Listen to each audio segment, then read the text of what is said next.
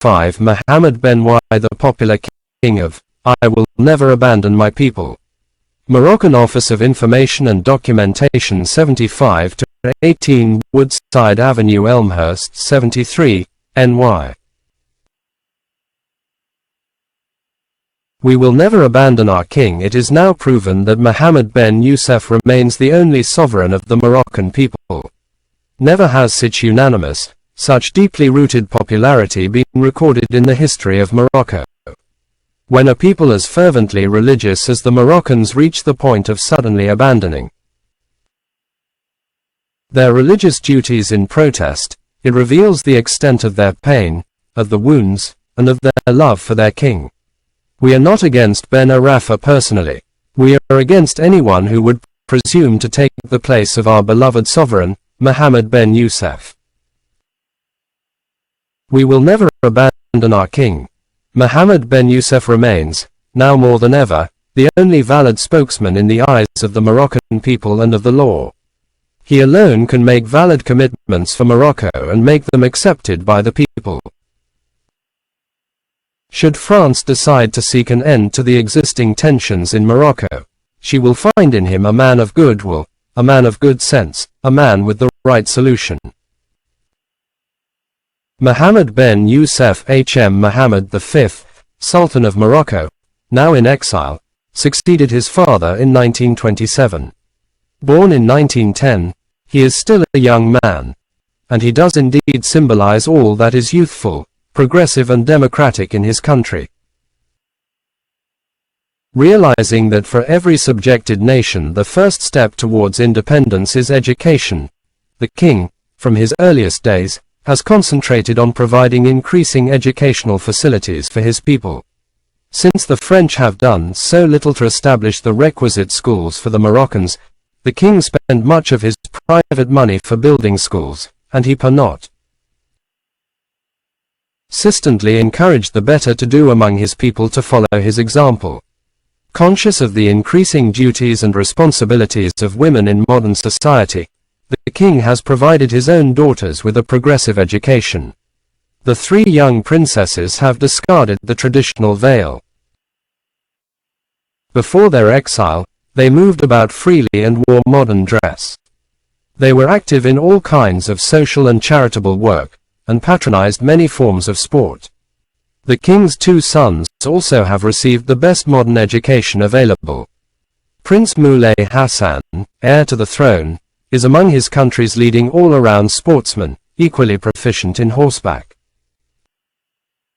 riding, football, lawn tennis, basketball and swimming. The king himself is famous as a shot, horseback rider and tennis player. Though his sovereign status has been confirmed again and again by international treaties, the French authorities in Morocco, after breaking all their solemn promises and introducing direct rule, gradually robbed him of his powers. He could not appoint a cabinet of his own choice, was not allowed to receive foreign visitors except those selected by the French, could not move about freely. The French attitude towards him has been caused chiefly by the courage with which he tried to defend the interests of his people. For many years, he had been pressing for a change in the colonial status of his country. The only answer he received from the French was his exile, first in Corsica and then in Madagascar. In so doing, the French have once again violated their obligations under the Treaty of Fez of 1912, Article 3 of which reads as follows: the government of the French Republic pledges itself to lend constant support to his Sherifian Majesty against all dangers which might threaten his person or throne, or endanger the tranquility of his states. The same support shall be given the heir to the throne and his successors. Today he shares his people's suffering in the far-off island of Madagascar, where he lives poorly, at his own expense.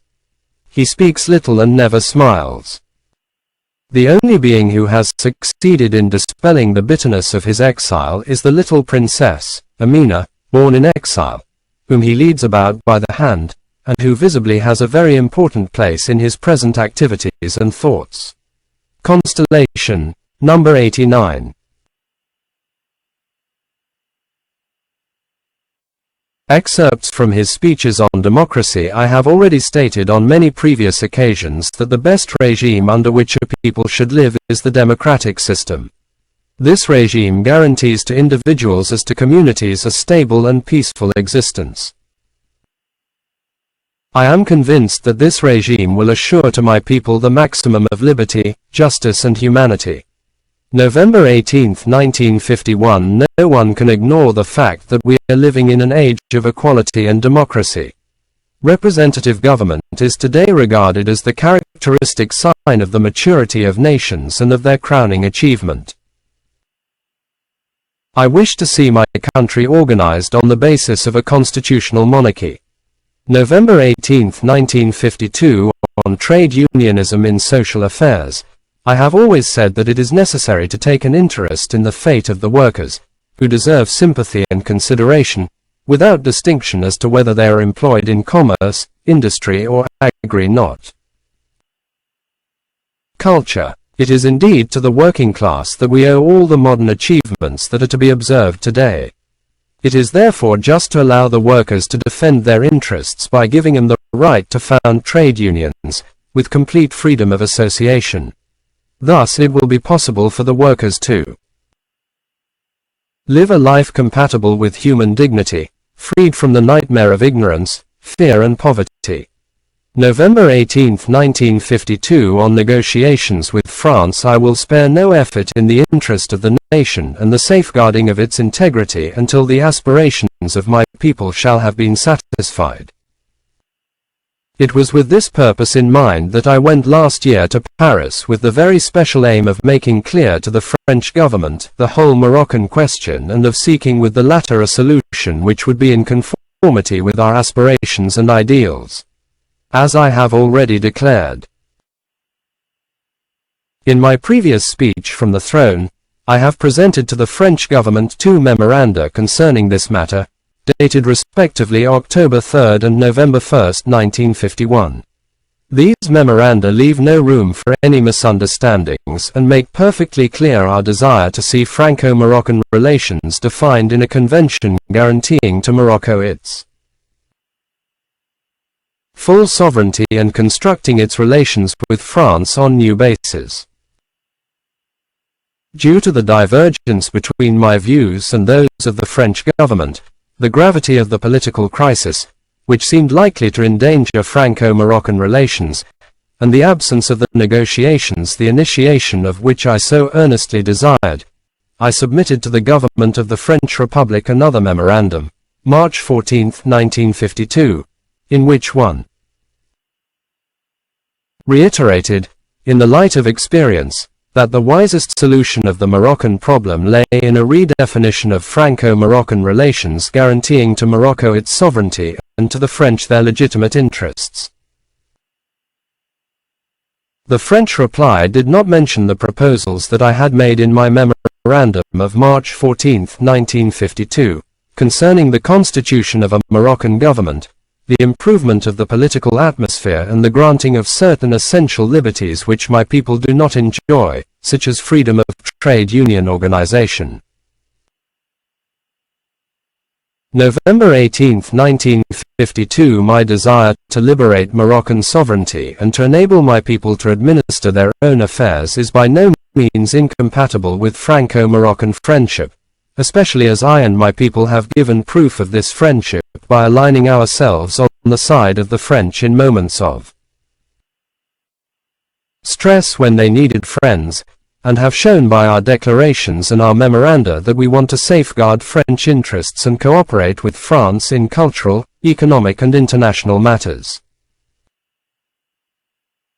November 18, 1952. On Morocco's rightful place. I am fully aware of the very grave tasks I have been called upon to perform in the fulfillment of my duties to God and my people, in the accomplishment of that mission with which I have been charged and in the conduct of those affairs which have been placed in my trust.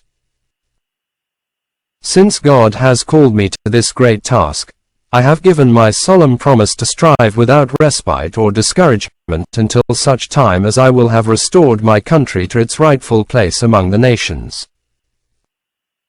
I strive in the national interest for the full satisfaction of the legitimate aspirations of my people by all means in my power. November 18, 1951. Quotations. The deposition of the Sultan was a serious step, carrying with it both domestic and international consequences, which cannot as yet be measured. Mr. Robert Schumann, present French Minister of Justice, the last natural stronghold of his people, the Sultan Mohammed ben Yusuf has been the victim of the insatiable appetite of a coalition of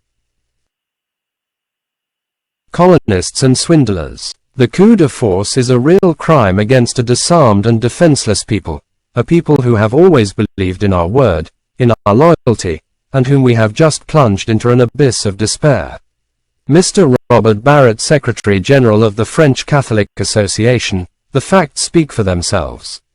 Sidi Mohammed ben Yusuf was never stronger than he is today.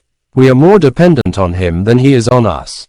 We hold only his body captive, but he holds the spirit and hearts of the millions of Moroccans who, a fact without precedence, go so far as to refuse to pray, since they are forbidden to pray in his name. Framboise Mauriac, Nobel Prize winner, member of the French Academy. This material is filed with the Department of Justice, where the registration statement under the Foreign Agents Registration Act of Moroccan Office of Information and Documentation, 75-18 Woodside Avenue, Elmhurst 73, NY, as an agent of the Istiqlal Party of Morocco, is available for public inspection. Registration does not indicate approval or disapproval of this material by the U.S. government. The Sultan with his children and David Schönbrunn, correspondent of the Columbia Broadcasting System. Moroccan Office of Information and Documentation, 75-18 Woodside Avenue, Elmhurst 73, New York. Return postage guaranteed, bulk rate U.S. postage paid, New York, NY. Permit number 5214, the NCCC in the USA Research Library, 3041 Broadway, New York 27 NY4.